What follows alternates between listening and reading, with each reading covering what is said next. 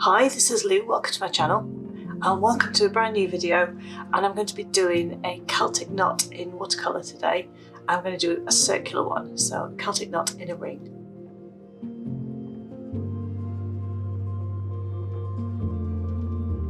So I've got my square watercolour paper here, and this is a block, but any watercolour paper you fancy, doesn't have to be square. To do the drawing, I've got a pair of compasses. I've also got a protractor for dividing the circle into bits. I've got a ruler or a straight edge. I've got a pencil, I like a mechanical one, and I've got an eraser. This is a putty eraser, it's pretty ugly, but it does the job. And then once I've done the drawing, I'm going to be going in with some watercolour. I've got a whole palette of different colours here, and for today I think I'm going to be sticking with the blues and greens. I'm really liking those colour combinations at the minute.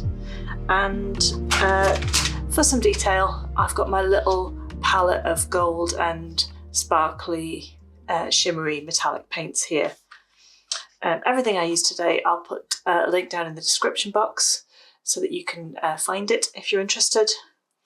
I've also got my usual couple of jars of water for rinsing brushes.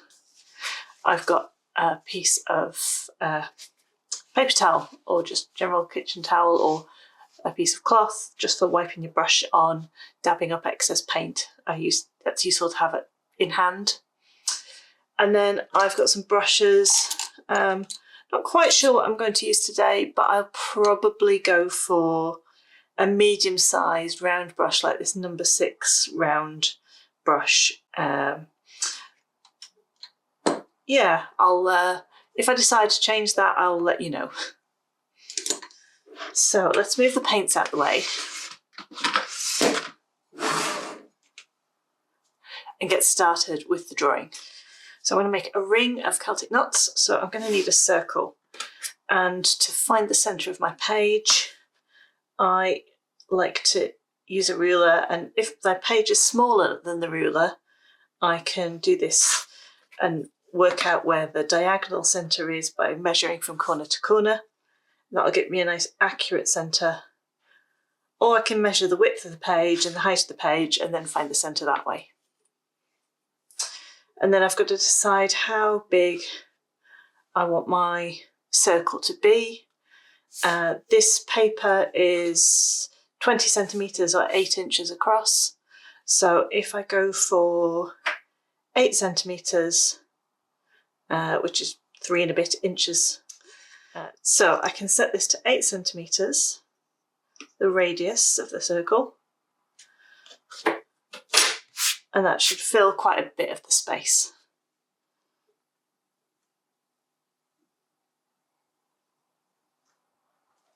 Of course, if you don't want to do the drawing, I do provide some downloadable outlines that you can either print straight onto watercolour paper and decorate it as you feel fit, or you can use to trace the design. But I like doing the drawing and the construction. It makes it interesting for me, and it's part of the reason I like doing these. So I've got my outside circle.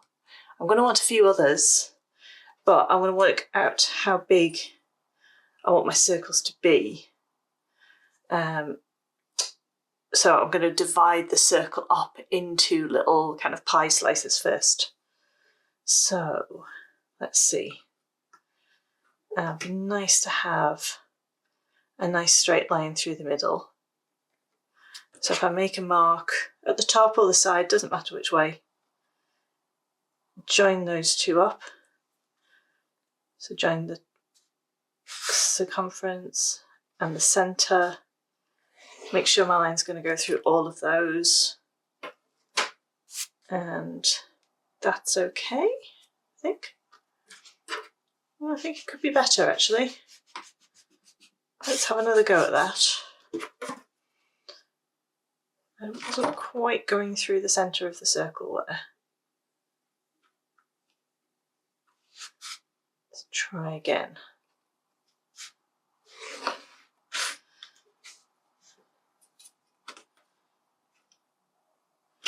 There we go. think that's a bit better.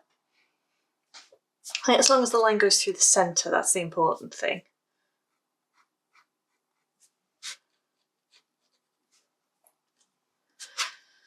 And then I'm going to use the protractor and work out how many times I'm going to divide this circle up. So you can see this has got as kind of a 0 point in the middle, and I'm lining that up with the line. So the line goes through the 0 and through the 180. And then I can choose how many divisions to mark my circle at. I think I might go for 20. 20, 40, 60, 80, 100, 120, 140, 160. There we go. Now I can do the same on the other side. That might give me a bit more precision, but you can just use the centre point and this point to line up and then make your line go all the way through, right the way through to the edge of the circle that way. The danger with doing this on both sides is that you might end up matching this point and that point, but it doesn't go through the centre.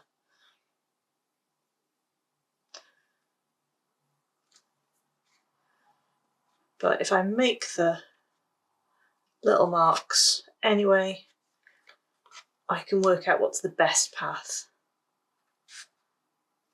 even if they're not totally precise. So I've got this one. Broke my pencil lead.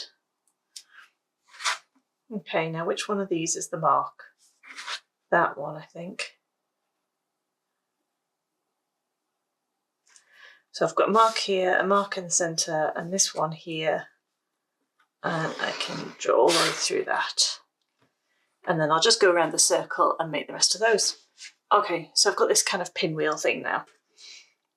And I want to break this up into kind of, not squares because they've got curved edges, but something that look a bit like squares. So for this I can't really measure, I've just got to do it by eye. So let's set the compasses to where I think would make like a square looking shape. And I think that's pretty good, so let's go for that. Let's do that one. And then I want another one inside that. So again, I'm just kind of doing it by eye, pretty much guessing. I think that's what that's going to look like.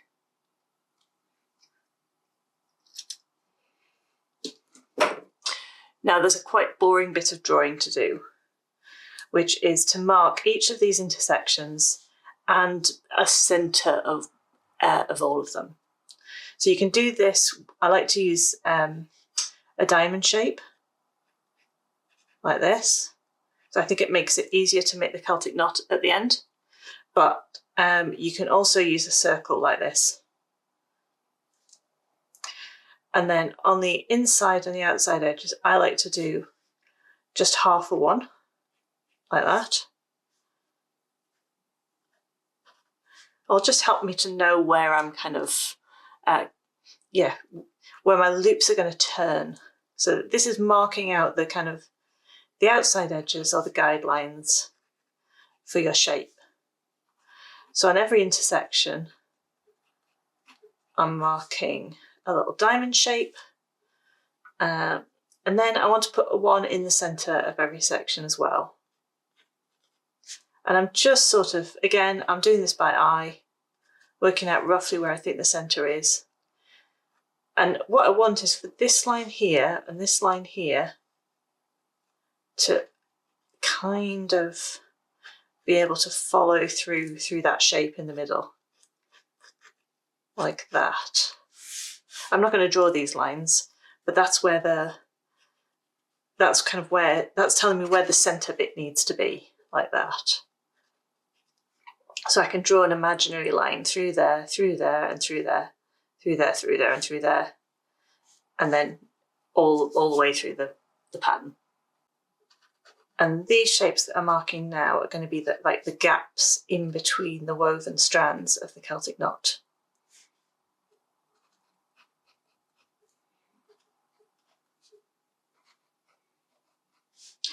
And if you make these shapes bigger, then the kind of the strands of the Celtic knot get smaller.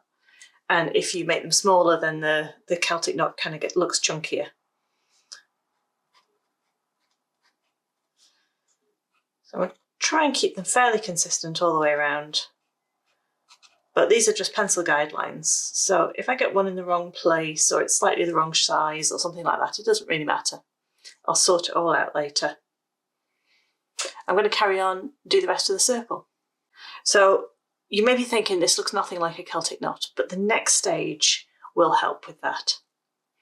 So what I'm going to do now is I'm going to work around in rows and put the kind of the woven strands in. So let's zoom in to here. And I'm going to put in 3 rows of strands. The first row is going to go between the 1, 2, 3, the 1, 2, 3, down from the outside ring to the middle ring. And they can go either way. I'm choosing to make them go towards the right like this. So that's one strand that I'm putting in there. And all I'm doing is taking the corner of one of my diamonds and extending it out so it matches up with the corner of the next diamond. So this one here and then this one here, I'd expand out and it joins that one there. I'm going to carry on doing this row all the way around, and all of my lines are going in the same kind of direction around the circle. So I'm going to turn my page to make it a little bit easier. So I'm moving from the opposite side of the diamond that I started with. I'm extending this line out and I'm carrying it on to where it meets the diamond on the next row. And then I go opposite that to this one down here.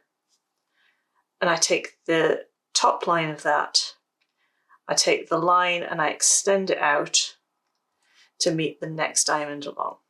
And I'm just going to repeat that action all the way around the circle. It may take you a couple of goes at doing this shape to be able to get comfortable with which lines need to match up with which ones. So if you need to slow the video down, pause it, go back, do that. Right, I've worked my way all the way around doing that first row now. So now it's time to do the second row. The second row goes from this one here, which is in the middle of a square shape, to this one down here, and includes these 2 on the middle row as well. And all of my lines on the first row went in this direction to the right. So all of my lines in the second row are going to go to the left. So I'm starting here, extend the line down until I hit that shape there. Find the one opposite, extend the line down until I hit that shape there. Let's do the next one. So these lines went in this direction, so these ones are going in that direction too. So from this first diamond, extend the line out, find the one opposite, extend the line out. I'm going to turn the page and keep going, making that same motion all the way around the ring. Okay, that's the second row done. And now I've got the third row, and the third row is essentially the same as the first row. It's just going from the center line down to the middle line and taking in these 4 kind of diamonds here. So making the same motion as these. So I'm going to start here. From the edge of this diamond here, extend the line out, And from this one here, extend the line out. Turn the page. So go from this one, extend the line out, find the opposite one, extend the line out. And again, I'm just going to keep on going around the circle until I've made that mark, that motion in every section. Okay, now we're nearly there. All I really need to do now is just to smooth some of the curves out. So can you see here at the top, it's a bit angular, so it goes up and along and down, whereas really I want it to be going around in a nice curve like that. And then mirror that on the inside section as well. I can take the time at this point to make sure all of the lines are nice and smooth and curved, and then that they follow through in a nice way. Do the next one. Just nicely curve those lines. Try and even everything out. And once I've done all around the top, I can do the same on the inside of the circle as well. Just nicely rounding out those curves and making the lines really nice and smooth and careful. So I'm going to carry on doing that all the way around the ring.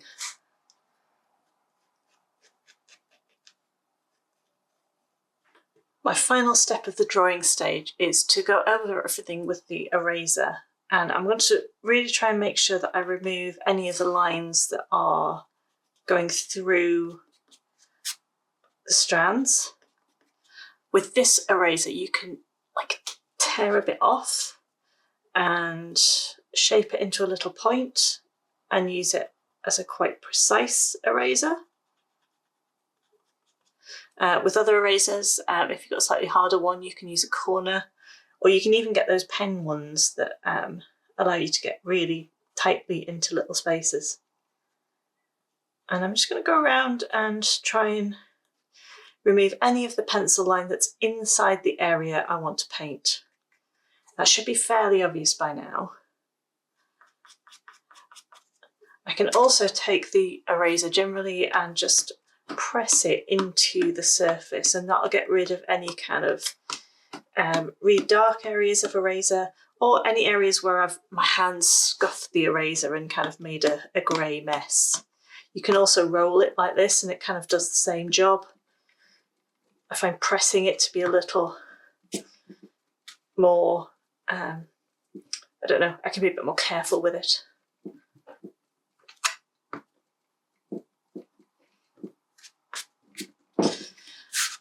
What I want to get to is a stage where I can paint over this, and that any area I'm going to put watercolour in, which is essentially any of the woven areas here, are nice and clear of pencil. I don't mind about the rest because I can erase that later. So you'll get different numbers of strands with this depending on how many divisions you put around the circle. I think this one's going to give me 2. I've just done a little quick count. And I think that's what it's going to give me. So you could do those different colours. I think I might do one more slightly more bluey and one slightly more greeny. So I've got some colours already in my palette here. So I can just activate those a little bit. And that gives me something to start off with. I can also drop in some water onto the colours in my palette that I think I'm going to use. So I'm going to use some indigo. Let's do the Winsor blue red shade. Let's do Prussian blue. Let's do Pthalo turquoise, Winsor green, and then maybe some Winsor yellow as well. Oh, and maybe a little bit of violet.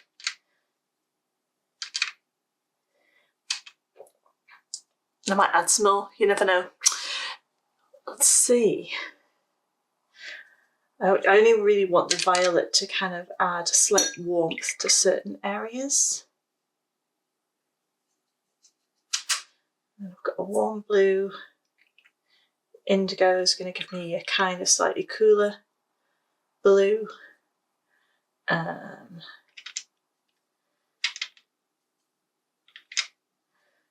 Prussian blue in there. My Prussian blue seems to take a lot of activation. That one's the Pthalo Turquoise. This is the Winsor green. And then a little bit of yellow mixed into there will give me a limey colour for like that far extreme. Let's mix a little bit of the warm blue into that too. Into that violet. And then I've got myself a nice range.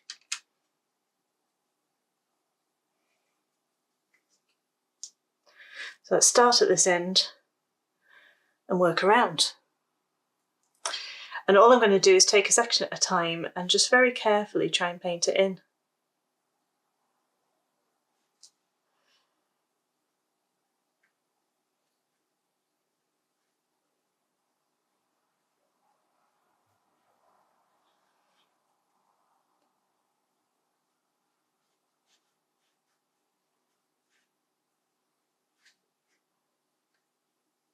To try and keep my edges nice and smooth.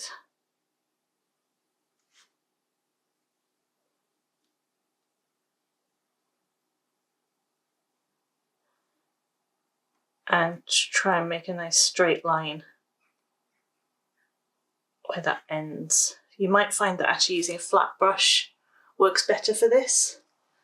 I'm going to stick with this one for now. And then I'm going to do the next section. I'm starting with that same colour. And I'll just start it off. And then I'll switch into the next one. Just to give me a nice variation of colour as I go around the ring.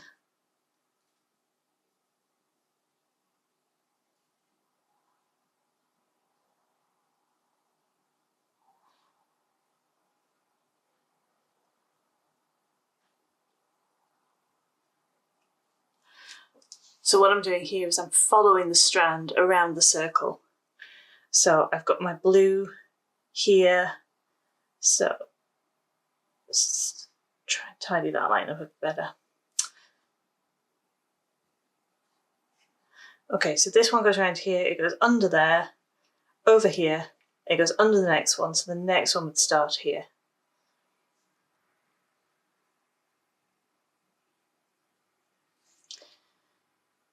So I'm keeping this the nice warm blue.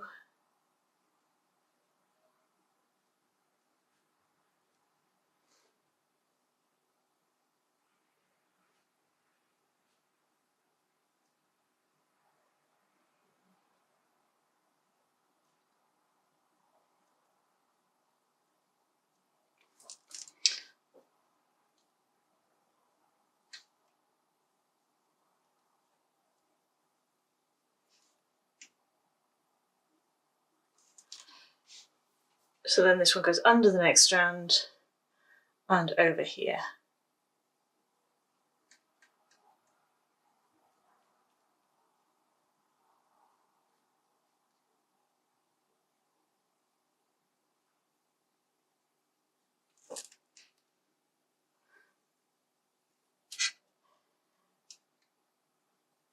On this one I'm just dipping slightly more into the indigo colour, just to transition that colour as I go around.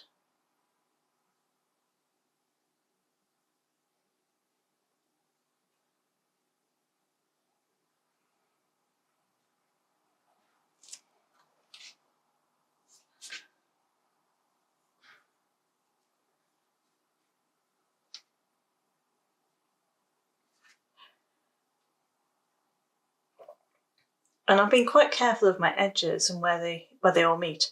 But actually, if you want to go over the joins, all of the, not the joins, the edges of each strand with gold or silver or a pen or something like that, it gives you a little bit more leeway to not be quite as neat and precise. You can be a bit more rough and ready because you've got that, you know you're going to go over it with a pen or a pencil, so you can tidy up on that kind of second go round.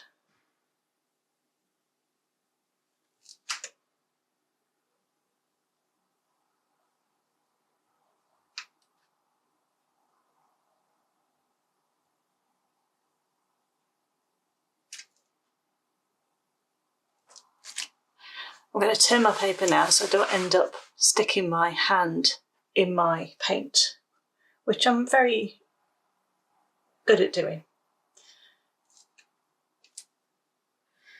For this one, I'm going to start heading back to the slightly warmer blues and then back through that violet, and I'm kind of alternate between them all.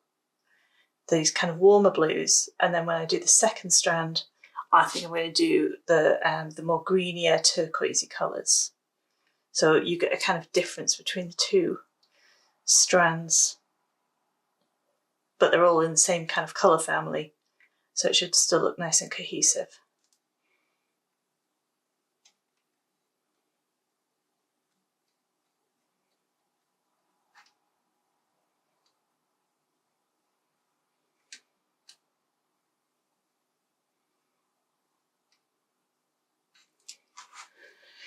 I've got to this point now where my strand is about to pass by the one that I printed previously, and I've taken so long going around the circle that it's pretty much surely going to be dry by the time I get to this point. But I'm just going to test just by tapping it with the finger. If you can see there's a really obvious shine on the surface, then it'll still be wet. But this isn't, so I can go in and paint next to it, and I can paint right up to it without worrying about it. But if you are edging your bands with some pen or some paint or something like that, then you could just leave a little gap in between them, like I'm doing here, and then you can cover that over with your finishing details later on. But I don't need to worry about that because this one is dry, but there may be other ones. So like, I know the next strand is coming through here, it's going to pass over this one. There may be other ones where it is getting a little bit wet as we go through.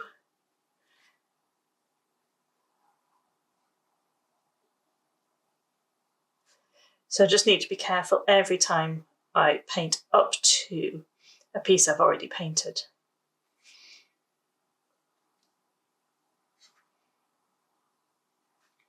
And this bit here, I've realised I've got quite a bit of paint in there and it was looking a bit dark.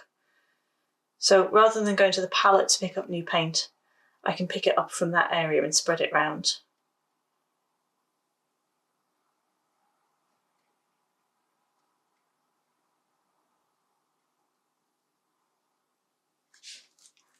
So I'm nearly finished now, and I've got the mid blue here and I've got a slightly warm blue here. So on the next two, I just need to transition from my mid blue to the slightly warmer blue so that it kind of carries on all the way around. I wouldn't want to kind of stop here on a completely different colour, so it looked like it went through a weird transition underneath the underneath the crossing point. So let's add a little bit of the purple into there. The violet, not purple. Well, it is purple, but you know what I mean.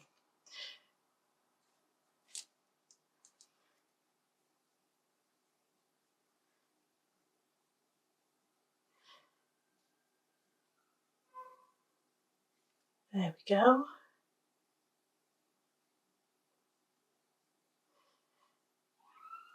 So this is actually the halfway point. You know, I told you there were two strands in this. Well, that's one of them. So if you kind of go around, that kind of connects them all up. And then this one here, the one that I've not painted yet, is a completely different strand, and they don't kind of connect. And that one I'm going to do in these greenier blues. I'm going to do exactly the same thing. I'm going to go up and down this side of the palette, from the warm blue to the greeny kind of blues.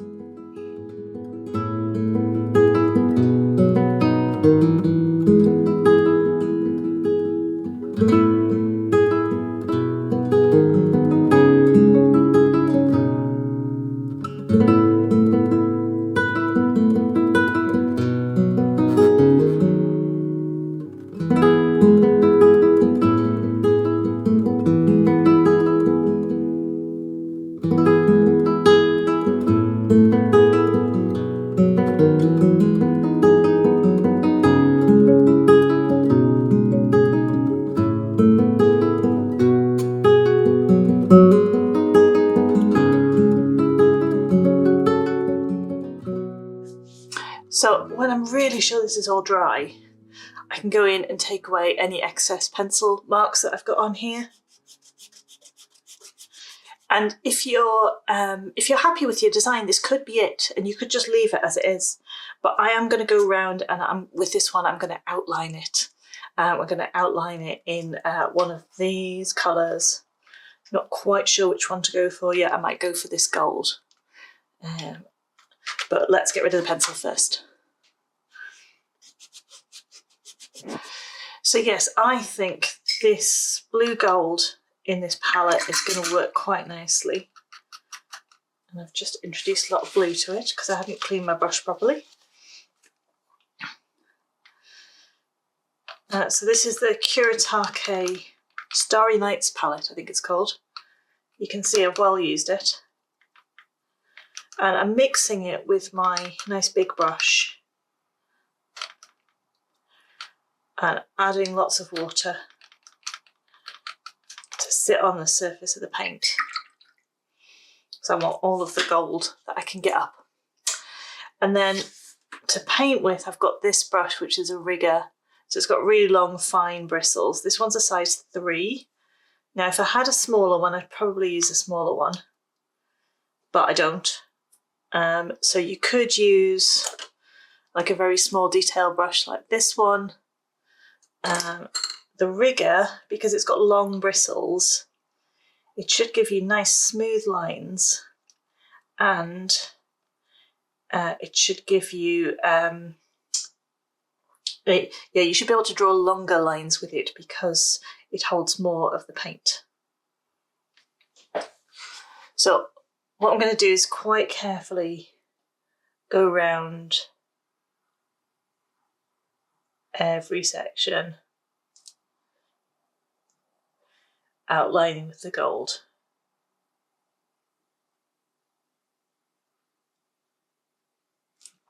This section here, I didn't pick up enough colour on there, but if I can very carefully dab some more colour in while it's still wet, that should give me a nice gold coverage there. Now you can follow all the way around like we did with the strands, or you can do every kind of strand in an area with this, and that's what I think I'm going to do here. Doesn't matter either way. I just think that by doing this I might end up with fewer opportunities to put my hand in it.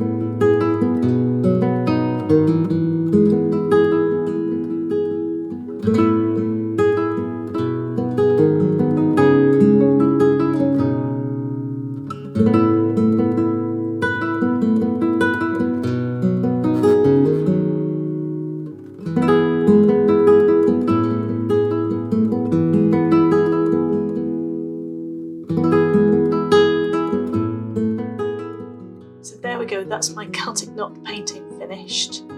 I hope you've enjoyed this one. If you do, then give it a thumbs up, and if you'd like to see more from me, then do subscribe to the channel. So I've got something a little bit new in that I've got a Ko-fi account. Now Ko-fi functions like a tip jar, where if you've enjoyed the videos that I produce here, you can go over there and support me, and you can do that on a one-off or a monthly basis. And there's no obligation or anything. For nearly the last year, I've been posting an extra video a month. Now, so far those videos have been on colour theory, colour mixing, swatching, trying out different watercolours, that kind of thing. But from this month, I have changed the focus of those. So instead, I'm doing a pattern of the month. This month's pattern is tumbling blocks, and that video is already up for my supporters over there. So if you like what you see here and you want even more of it, then there is more on that platform. So I hope you enjoyed that. I hope you enjoyed the videos here. And I also have a fine liner drawing channel where I do mandalas, patterns, geometry tutorials, those kind of things. And there are lots more Celtic knots over there too. So thank you very much for watching today. I look forward to seeing you again very soon. Okay, thanks, bye-bye.